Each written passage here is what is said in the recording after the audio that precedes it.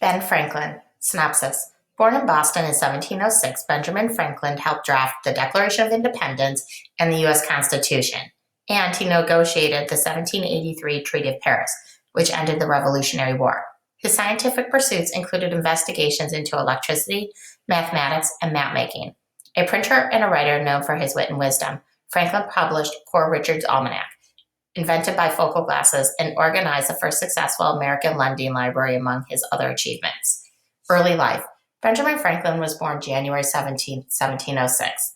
His father was a soap and candle maker named Hosea Franklin. Ben was his 15th child and his youngest son. Ben learned to read at an early age. He was successful in school, but had to stop at 10 years old to work full-time at his father's shop. To discourage him from becoming bored, Hosea apprenticed Ben at 12 to his brother James at his print shop. James mistreated his younger brother, but Ben learned a great deal about newspaper publishing. Tired of his brother's harsh and tyrannical behavior, Ben fled Boston in 1723. Franklin found work with another printer in Philadelphia. He courted his landlord's daughter, Deborah Reed, but left London in 1724 to set up a print shop. He enjoyed attending theater performances, mingling with people in coffee houses, and reading. He even crafted his own wooden flippers and swam the Thames River. Eventually, Franklin opened up his own print shop in Philadelphia. He also helped set up a library, the first successful one in the country. From poetry to electricity. In 1729, Franklin purchased the Pennsylvania Gazette newspaper. He transformed the struggling newspaper into the most widely read paper in the colonies, and it became one of the first to turn a profit. Franklin rekindled his relationship with Deborah Reed. The couple had 3 children, William, Francis, and Sarah.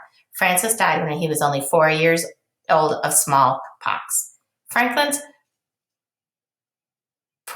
prominence and success grew in the 1730s.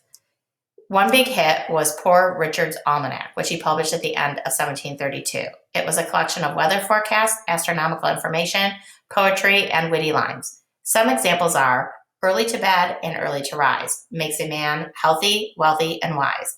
And he that lies down with dogs shall rise up with fleas. Franklin published the almanac for 25 years in a row.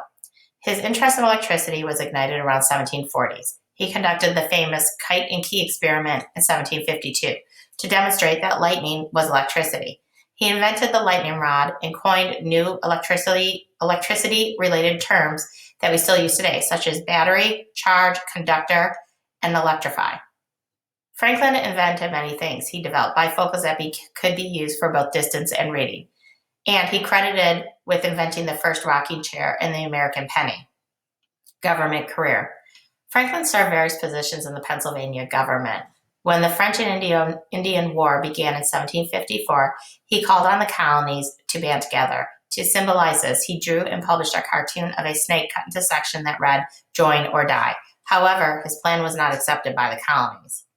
In 1757, Franklin sailed to London, where he spent the next 20 years.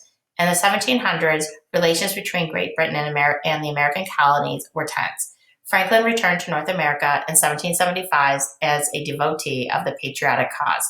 In 1776, Franklin was one of 5 men to draft the Declaration of Independence. After voting for independence, Franklin sailed to France to get their support. Oldest delegate. After almost 10 years in France, Franklin returned to the U.S. in 1785. In 1787, he was the oldest delegate at the Constitutional Convention at the age of 81. It was his idea to split Congress into both House of Representatives and the Senate. Parting contributions. Benjamin Franklin died on April 17, 1790 in Philadelphia, Pennsylvania. He was 84. He also donated money that funded scholarships, schools, museums in Boston and Philadelphia. The image of Benjamin Franklin that has come down through history is somewhat cartoon-like. He is shown as a bald man in a frock coat holding a kite string with a key attached.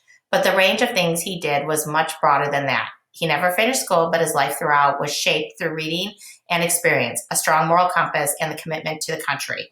He was truly a knowledgeable man, which is no doubt why he is often called the first American.